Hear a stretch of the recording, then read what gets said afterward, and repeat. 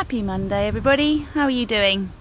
Today it's all about what does radical self-love look like. I have talked about this many times before and I've alluded to concepts of self-love, but I haven't really gone into it, and I feel it's really poignant at the moment. We are coming up to a blue moon, which is the second full moon in a month, and that is going to be on Friday the 31st.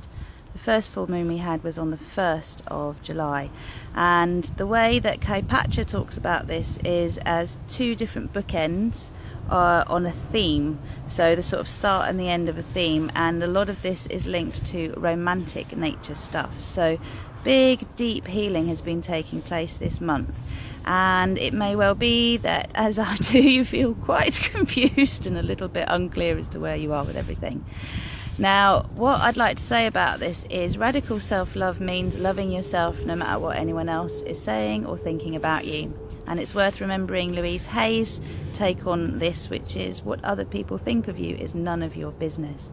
This is really important because we are so trapped by what other people think of us. And in the end, we end up viewing ourselves according to how other people view us, as opposed to how we really feel about ourselves.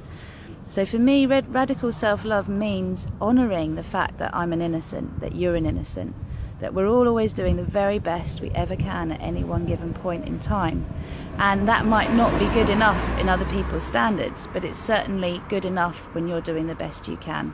Now, a very good friend of mine, Jay Firmager, once said to me that it's really important to remember that we've only ever been doing the very best we can at any given time. Therefore, when we have brought pain into other people's lives, it has not been intentional. And even if we have known we've been trying to protect ourselves, the bottom line with that is that we're also trying to stop pain happening in our own lives. We all have self-preservation somewhere in our genetic encoding, and that means that it's important we can work something out for ourselves first before we're looking for someone else's damning or approval. And I say all of this because when it comes to self-love, can you actually honour the goodness in your heart? Can you honour the light in your soul, even when people are throwing shit at you and telling you you're a shit and telling you that you're not worthy of the things that you aspire to, that you're not good enough? We've heard all of that kind of thing as kids, hopefully not too much so, but we've all had the wrath of an angry parent and words that have been said that weren't meant in the way they came across.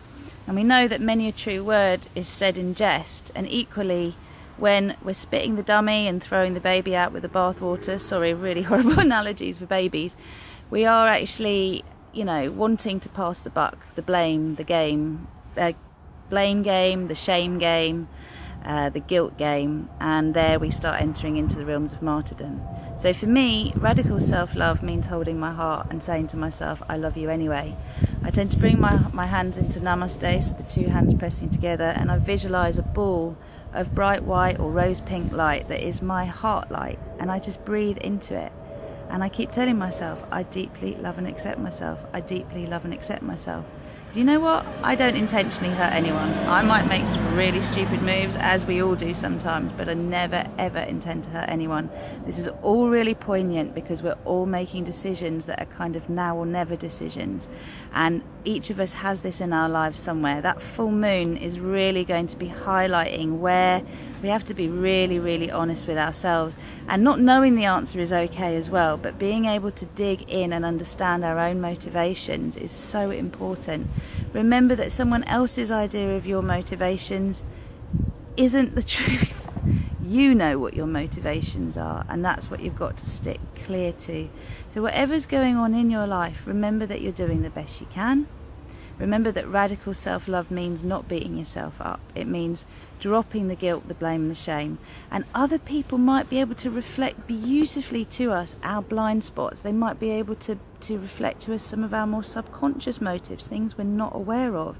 But that's just to reflect another facet of the diamond face that is you. It's not your entirety. And I know I've really struggled when I've had friendships and relationships where I've had the finger pointed at me and I'm expected to stay in this box of behaviour and to basically behave a certain way that will then allow the other person's belief to be proven right, justified, and therefore their whole expectation. And here we have a vicious cycle which has nothing to do with love. It's all to do with perpetuating fear.